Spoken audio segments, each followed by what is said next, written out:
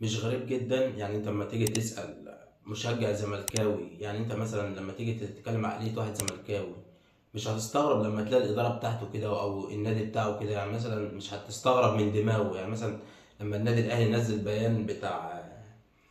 بيان من فترة كده بتاع القيد اللاعبين والأندية اللي عندها غرامات والقيد بيتفتح إزاي ومش عارف إيه، كل الجمهور طلع أنت ركّز في حالك أنت، في دنيتك أنت، في مستواك أنت، ما لكش دعوة بالأندية الأخرى. فأنت بعيدًا بقى عن البيان ده بتاع نادي الزمالك، هو عاملينه مش بيان بقى، هو البيان بيبقى سطرين 3 نقطتين 3، لأ ده عاملين 3 صفح 3 عرايز. فان هو يلقح بالكلام على النادي الاهلي، حتى لو انت كنت عايز وتقول لك الناس تطلع دلوقتي تقول لك طب ما النادي الاهلي طلع البيان بتاع التحكيم، ما حدش طلع يتكلم. النادي الاهلي مطلعه قبل الدوري ما يبدا، يعني شويه يعني اللي بتفهموا كوره واللي بتفهموا في اي حاجه، الاهلي منزل قبل ما الدوري يبدا، قبل ما يتظلم او ما يتظلمش او يتجامل او ما يتجاملش، قبل ما اي حد يتجامل او ما يتجاملش هو طالع قايل. فسيبك بقى من الناس اللي طلعت تقول لك انت اتجاملت وانا اتجاملت والشغلانه اللي ايه، والاهلي قال. وطب ليه الناس الاهلي لقح على حد مثلا؟ التلميح بتاعه لما كان حتى ما كانش الزمالك لوحده، كان الزمالك والاسماعيلي وفي كذا نادي، يعني في حته اللي هي بتاعت الغرامات وقفل القيد والكلام ده. ولما الاهلي طلع البيان كل الناس طلعت انتقدته. ما تشغلش دماغك بالحاجات الهايفه دي. فانت دلوقتي انت لسه صاحي من النوم، يعني انت بعد ماتش بيراميدز والاهلي فانت طلعت تقول ده وهي باينه، وقلت نادي واحد. يعني سيبك من الهري من الثلاث صفح كلهم، اخر جمله اللي انت قلتها نادي واحد اخر دي، يعني حتى خالد الغندور طلع بيضحك. يا ترى قصدهم على مين؟ يعني قصدهم على مين؟ قصدهم على على نادي السكه الحديد. فالبيان بقى فيه حاجات كتيره، فيه ثغرات كتير، فهم ثلاث صفح بقى، فمعلش بعد بيان. تابع مجلس إدارة نادي الزمالك الأخطاء التحكيمية الجسيمة التي شهدتها بعض مباريات النسخ الحالية من مسابقات الدوري المصري الممتاز موسم 2024-25، والتي أثرت بشكل مباشر على نتائج تلك المباريات، لتؤكد على استمرار المستوى المتدني لمنظومة التحكيم منذ بداية الموسم. مجلس إدارة نادي الزمالك كان يعتقد أن صوت الحق والعدل هو الذي دخلنا في قصة تانية خالص. دخلنا في سكة الإيه؟ ال- الشحاتة بقى، دي شحاتة معلبة. الذي يحترم ليس الترويج بالتهديد والاستقواء، ولكن للأسف وفي الآونة الأخيرة ومنذ بداية الموسم الكروي الحالي ونحن نرى أشياء ليس لها علاقة بالعدل ولا الحق، وهو ما تسبب في حالة من الغضب العارم لدى جماهير القلعة البيضاء، خاصة في ظل حالة اللامبالاة والتجاهل التام لتلك الأخطاء من جانب المسؤولين عن كرة القدم المصرية. ويريد مجلس إدارة نادي الزمالك تذكير المسؤولين عن كرة القدم في مصر بالتعهدات التي أعلنوها قبل انطلاق الموسم الجاري، وأخطرهم بوجود أزمة حقيقية في التحكيم منذ بداية الموسم، وطلبات العديد من الأندية على رأسها الزمالك بسرعة حلها، خاصة أن ما يحدث من تكرار الأخطاء يؤكد عدم متابعة المسؤولين عن المسابقات المباريات. لا أنت ما اتكلمتش إلا بعد الماتش، يعني أنت ما تقولش لا أولهم. النادي الأهلي الوحيد اللي اتكلم ما شفناكش تضامنت معاه او اتكلمت معاه او طلعت اي حاجه الا بعد ماتش بيراميدز والاهلي. لكن انت بقى الاجوان اللي انت جبتها في البنك الاهلي مش عارف الاتحاد الضربات الجزاء ما فيش. لكن لما يحصل غلطه اللي هي بالنسبه لك غلطه، مش بالنسبه يعني بالنسبه لنا احنا مش غلطه. يعني طلعت النهارده قال لك ضربه الجزاء بتاع الطرد بتاع اكرم، الايد مفروده الايد متنيه. خالد الغندور يعني هو بيسال الاثنين جايين المفروض واحد على واحد زملكاوي، ده قال لك لا او ده قال لك اه. لازم أن يخش بالحته الزملكاويه بتاعته. بس انا شايفها ان الكوع الكوع مفرود كده. هي فرقت يعني انا هضربك بالبنيه ومفرود او بالبنيه او بالكوع ومتني، مش فاهم. فسيبك بقى ده كله هري، ده انا بقرا لك بقى الهري بتاعه. وتم الاتفاق بحضور جميع أندية الدوري ورئيس اتحاد الكرة ورئيس رابطة الأندية على إسناد رئاسة لجنة الحكام لخبير أجنبي. برضه كان في خبير أجنبي وأنت اعتذرت واتسحبت، ولا ناسي؟ لو ناسي نفكرك، فهقول لك في الحتة بتاعت الانسحاب دي. وهذا لم يحدث حتى الآن دون سبب واضح، وهو ما يثير مخاوف نادي الزمالك بأن ما يحدث من أخطاء فجة أمر مقصود لإبعاد الزمالك عن المنافسة. أنت مع إنك ما كنتش طرف في الموضوع يعني. الأخطاء التحكيمية التي شهدتها مباراة الدوري الممتاز رأت العديد من الأندية أنها متعمدة لصالح نادي واحد حصل على العديد من النقاط غير المستحقة نتيجة لتلك الأخطاء التي ارتكبها الحكام دون خوف ولا خشية من محاسبة، وهو ما يقتل المنافسة العادلة بين جميع الأندية المشاركة في المسابقة، وبالطبع يقلل من قيمة المسابقة الأكبر والأقدم في المنطقة. لا يخفي على أحد أن دورينا للأسف سبقته دوريات أخرى عديدة أصبحت أكثر احترافية ومراعاة للعدالة، حتى أصبحت مبارياتنا وما بها من أخطاء تحكيمية فاتحة مثار سخرية كل الاستديوهات في البلاد المجاورة، ورغم تقديم العديد من الوعود بإقامة مسابقة عادلة والوقوف على مسافة واحدة من جميع الأندية، إلا أن الواقع يؤكد أن الأمور تصير إلى الأسوأ. برضه لما أنت انسحبت وما رضيتش تلعب قدام الأهلي، هو كل البيان ده تلميح للماتش اللي جاي يوم 22 أو 26. ده كله أنا بقول لك هو بداية للتلميح إن أنت مش هتلعب الماتش الجاي. ما أنت لما انسحبت الموسم اللي فات ما اتعملش عليك اللائحة، يعني ما اتعملش عليك اللائحة. فخلينا يعني انت كده كده ما بتعمل، يعني انت كده متجامل في الحته دي. لما انت اتسحبت سيبك من الغرامه اللي انت عامل الكاس راحت فين. اخر صفحه معلش اللي هي فيها الخلاصه بقى. لذلك يطالب نادي الزمالك بالآتي: سرعة التعاقد مع خبير أجنبي لقيادة التحكيم المصري لإنقاذ ما تبقى من الموسم، محاسبة الحكام المخطئين وإبعادهم عن المباريات في الفترة المقبلة، إعادة تقييم جميع الحكام المسؤولين عن إدارة المباريات. نحن أكبر، بس بقى خلاص البهارات بتاعتهم بقى اللي بتعجب الجمهور، سيبك بقى من الهري ده كله. لما الجمهور شتمهم بقى في المدرجات وبتاع، ولا السوشيال ميديا بقى قال لك لا احنا ننزل البيان بقى، فدي البهارات بقى، التوابل بقى بعد كل الهري بقى اللي عاجبهم بقى، دي بقى اللي بتعجب الجمهور بتاعهم بقى. نحن أكبر قلعة رياضية في مصر، جماهيرنا بالملايين في كل مكان بالعالم. سوف يكون بياننا هذا هو الحد الفاصل بين الحق والظلم، فإذا لم يلتزم الجميع بمفاهيم الحق فلنا موقف آخر، ومعنا كل الشرفاء والمخلصين من جمهور الزمالك وجماهير الأندية الأخرى المتضررة من تلك المنظومة التي لا تراعي إلا ناديا واحدا فقط. هي بقى لازم تحط التاتش بتاع البهارات بقى بتاعت اللي هتعجب بقى إيه جمهور الزمالك. فسيبك بقى من هذا، خلينا في المفيد بقى. انت قلت الطلبات بتاعتك بقى على يا عم، انت من حقك تقول كل حاجه، بس يعني ما تلمحش على الاهلي، يعني كده كده هتبقى معروفه ان هي على الاهلي، فمش محتاجين يعني ان انت تلمح او ما تلمحش. فكده كده ده من زمان، يعني ان انت مظلوم من زمان، وان احنا النادي الحرامي من زمان، فده عادي يعني.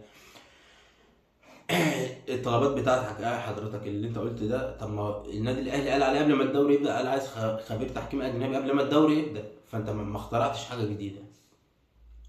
الطلبات بقى انت في الموسم اللي فات قلت برضو بتاع 5 6 طلبات، ما تحققش ولا طلب واحد، ولعبت برضو وكملت، ما تسحبش ولا ماتش بتاع الاهلي. بس انت لقيت بس ايه ان انت الحاجات دي بتعجب الجمهور بتاعك. قبل كده برضو الاتوبيس عيطل وقلت مش عارف كل الكلام اللي هو الانسحاب، وانت بقى لو كانت اتعملت عليك اللائحه بتاعت الانسحاب دي، ما كنتش مش هتنسحب ولا ماتش واحد. فانت اصلا بتتجامل اكتر من الاهلي في الحاجات دي. في الماتشات انت في التحكيم بتتجامل كتير، احنا بنتجامل، الانديه بيراميدز بيتجامل، كله بيتجامل. هي ليك وعليك وكلها وباينه ومن زمان. وحتى لو جبت الخبير الاجنبي يعني هيحصل ايه مثلا؟ مش هتتكلم. لو احنا فزنا الدوري، بقول لك الدوري ده كله من غير ولا غلطه، من غير ما ينحسب لنا ضربه جزاء، من غير ما ينطرد قصادنا حاجه، من غير وكل ماتش ينحسب علينا ضربه جزاء ظلم. شوف كل ده بقول لك هنبقى احنا برضو نادي حرامي وانت النادي المظلوم. والله يعني لو انت حتى اللي فات، يعني انت ال 42 دوري اللي احنا خدناهم ولا 43، وهناخد ال 44 والخمسه، وزي ما احنا ماشيين زي ما احنا، هيبقى كله سرقه، كله وكاله اهرام، كله اتحاد كوره، كله مش عارف ماسك لي في اسمه ايه بتاع اتحاد الكوره، مش هنقول اسمه يعني اللي طلع عشان ما يستاهلش اصلا. قال لك الاهلي كان بيختار او بينقي او بيطلب حكام بعينها، ما عشان في حكام تانية بتظلمه، او بينقي اللي هم ايه الاكفأ. انت كده كده ما بتشوفش الاكفأ عندك او ماشيه بالكوسه يعني، فهو بيشوف الاكفأ الاصلح اللي ما بيظلموش. ما كل واحد من حقه يقول لك مثلا ده او ده، اللي انت كنت بتعملهم له كان في غلطات كتيره او واضحه اللي الناس ما بتتكلمش عليها، وكانوا بيحكموا للنادي الاهلي وبيحكم عليهم وبيطرد من عندهم وبيعمل كل حاجه بالتحكيم، وعادي ولا في دماغنا عادي. هو كل الحكايه انه طلب، وجاي تقول دلوقتي بعد ما قلتش ليه في ساعتها؟ يعني انت طلع دلوقتي ما قلتش ليه وانت في اتحاد الكوره ساعتها يعني؟ فهم ماسكين في الكلمه دي. وما خلصناش برضو من القصه، تجيب واحد اهلاوي قدام واحد زملكاوي، ايه رايك؟ حتى ابراهيم فجاه ناس زملكاوي وناس اهلاوي، ايه رايك في البيان؟ هو من حقه البيان يقول زي ما يقول، بس ما طلعناش بسبع عرايز يعني، هما كلمتين وخلاص. يعني تقول له الماتش الجاي بتاع الاهلي هنسحب مش هلعبه وخلاص، وفي الاخر هتنسحب ومش هتلعبه، ومفيش اي حاجه هتتحقق لك يعني، ولا اي مطالب من اللي انت بتقولها هتتهري يعني. ده هو انت كل اللي انت طالبه هو اللي هو خبير تحكيم اجنبي بس، ما طلبتش يعني المستحيل، والاهلي طالب بيه يعني. فاحنا سيبنا من الهري خالص، يعني كده كده الزمالك ده معروفه من زمان الاداره بتاعته، اللي هي نفس عاديه الجمهور بقى، اللي هو يعني قليل اللي يفهم بقى يقول للاداره ايه اللي انتوا بتعملوه ده، احنا مالنا ومال الاهلي ومالنا ومال ماتش بيراميدز، وليه نلمح اللي هو نادي واحد؟ يعني انت بتعترف ان احنا اجمد منك يعني، فانت في الاخر ما تجيش تقول ان انت اكبر قلعه رياضيه في مصر وانت مش عارف تاخد حقك، او مش عارف تتجامل زي الاهلي، او مش عارف يبقى انت ربع الاهلي او نص الاهلي. ده من وجهه نظرك انت، فما تجيش تقول بقى انا اكبر قلعه رياضيه في مصر، لا تبقى انت تاني زي على راي ميدو. ابراهيم بيقول له طب والاهلي؟ لما قال له الزمالك اكبر قلعه، فالاهلي قال له تاني اكبر قلعه. لا يبقى احنا الاول بقى وانت التاني، عشان احنا بنعرف ناخد حقنا كويس، والحكام بيجاملونا والاتحاد كل حاجه معانا يعني.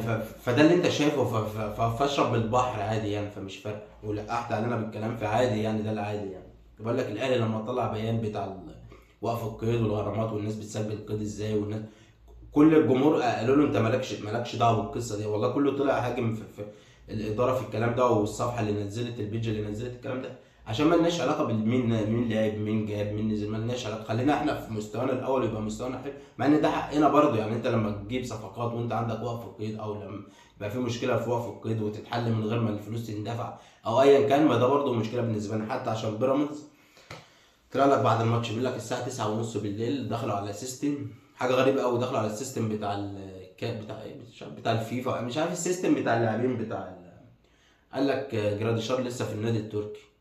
طب يا ابني ده كان بيلعب الاهلي وبيراميدز، قال لك لا البطاقه الدوليه طلعت وما داسش. الغريب بقى ما داسش كونفيرم، ما داسش تاكيد. مش كونفيرم دي يعني تاكيد، او بيحسسك بقى ان كونفيرم دي حاجه صعبه محدش هيفهمها. والسيستم ده اي حد بيدخل عليه يعني مش فاهم يعني. هو سيستم يعني انا هكتب على جوجل سيستم سيستم الاتحاد الدولي لكرة القدم، اي بقى سيستم بقى اللاعب جراديشار متسجل فين دلوقتي؟ ما جالوش الاهلي، جاله لسه بيلعب في تركيا، ولا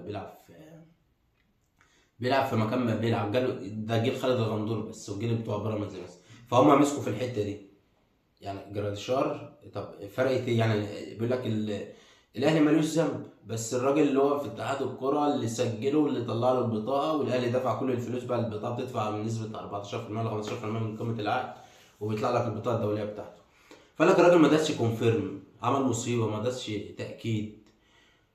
هم مسكوا بقى الراجل عمل كونفيرم بعد ما الموضوع اتعرف بعدها بساعتين. يعني هو الراجل ايه ذنبه يعني؟ يعتبر ان الراجل عمل كونفيرم مثلا، او ما كانش الحته دي موجوده، مش فاهم كان ايه اللي حصل يعني. كنت كسبت الماتش مثلا يعني، هو مش فاهم برضه. فماسكين في حاجات حتى يعني، هم بيراميدز اللي عامله البتاع ده جايبين واحد زملكاوي يتكلم عن الحته بتاع بيراميدز بتاع جراديشار وازاي ومش ازاي، والقصه مقلوبه. بيراميدز ماسكه من الناحيه بتاع جراديشار، والزمالك ماسك من الناحيه بتاعت التحكيم.